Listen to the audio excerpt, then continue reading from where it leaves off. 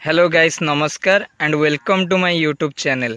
तो आज यही क्लास टी गोटे इंट्रोडक्शन क्लास रहिबो जो थरे कि आमे इतिहासर सिलेबस विषय रे पढ़िबा। तो इतिहासर सिलेबस आपण माने देखि परथिबे। तो प्रथम अध्याय हेउची भारतीय जातीय आंदोलन गांधी युग। तो प्रथम अध्याय रे आपणकर 6 टी पाठ रहउची। तो प्रथम पाठ कौन रहउची ना भारतीय जातीय आंदोलन रे गांधीजी को आविर्भाव एवं द्वितीय पाठ हेउची भारत रे असहयोग आंदोलन और ओडिशा रे एहार प्रभाव। तृतीय पाठ भारत रे आईन अमान्य आंदोलन एवं एथिरे ओडिशार भूमिका। चतुर्थ पाठ भारत छाड़ आंदोलन एवं एथिरे ओडिशार भूमिका। पंचम पाठ सुभाष चंद्र बोस और भारतीय जातीय सेना। षष्ठ पाठ भारत स्वाधीनता आईन भारत विभाजन और स्वाधीनता। तो यही जो प्रथम अध्याय रे आमे भारतीय जातीय आंदोलन विषय रे पढ़िबा। तो भारत केमिति तार स्वाधीनता पाइला से प्रोसेसटा पूरा ई प्रथम अध्याय रे आमे पढ़िबा। तापरे जेतेबेले स्वाधीनता पाई सारला परे तापरे द्वितीय अध्याय रे आमे कोन पढ़िबा ना स्वतंत्र ओडिशा प्रदेश केमिति गठन करागला। तो ता धेरे प्रथम पाठ रहउची ओडिया जातीयतार विकास।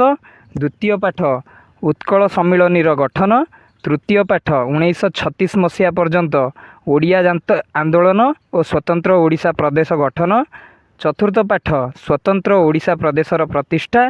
तो एतिकिरे आपणकर द्वितीय अध्याय शेष हेब। तापरे आमे तृतीय अध्याय आड़कू बढ़िबा। तृतीय अध्याय रे आपण माने पढ़िबे 2000 ख्रीष्टाब्द पर्यंत स्वाधीनता परवर्ती भारत। तो स्वाधीनता परवर्ती भारत किपरि यही अध्याय रे आमे पढ़िबा। तो प्रथम पाठ रहउची देशीय राज्य मानकर मिश्रण। द्वितीय पाठ ओडिशा सहित गड़जात राज्य मानकर मिश्रण। तृतीय पाठ गोवा और पुदुचेरीर मुक्ति। चतुर्थ पाठ स्वाधीनता परवर्ती भारत भारतीय अर्थनीति। पंचम पाठ भारत रे विज्ञान और वैषयिक ज्ञानर विकास। तो एतिकिरे आपणकर तृतीय अध्याय मध्य शेष हब। सेउटू चतुर्थ एवं अंतिम अध्याय। तो एथिरे आमे पढ़िबा स्वाधीनोत्तरर ओडिशार विकास। तो एथिरे प्रथम पाठ हेउची सामाजिक विकास। द्वितीय पाठ शिक्षार विकास। तृतीय पाठ कृषिर विकास। चतुर्थ पाठ शिल्पर विकास और पंचम पाठ भित्तिभूमिर विकास। तो एतिकिरे आपणकर इतिहासर सिलेबस रहउची। तो या परे राजनीति विज्ञान आरंभ हो जिवो। तो ये होची आपणकर इतिहासर फुल सिलेबस।